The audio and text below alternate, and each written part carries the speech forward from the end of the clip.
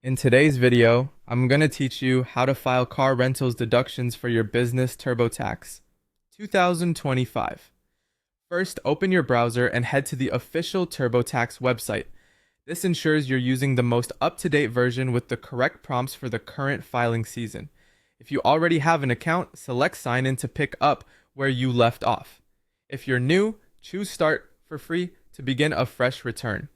Early on, TurboTax will ask how you feel about filing this year. Choose the option that fits your comfort level. If you prefer to take the reins, selecting I want to do it myself is a solid choice. Then click Continue to proceed. Next, you'll be asked what type of employment you had last year. Pick what's accurate for you. The on-screen example might show unemployment, but you should choose the option that reflects your situation.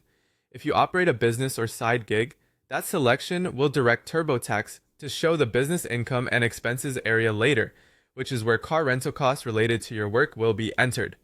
Click Continue to move forward. You'll see a screen that asks if certain situations apply to you. Options can include things like owning rental property. Only check what's true for your tax year. This helps TurboTax tailor the interview and keeps your sections clean and relevant. Continue through these screens until you reach your account sign up or sign in step. If you're creating a new account, enter an email and create a strong password you'll remember. Then select Create an Intuit account to save your progress and keep your data secure.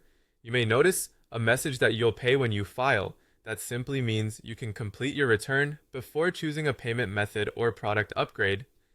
A few tips before you dive into the business expenses area where you'll record your car rental deductions. Keep your receipts and invoices for each rental, including dates, rental company, purpose, and total cost. Separate business use from any personal use. Only the business portion is deductible.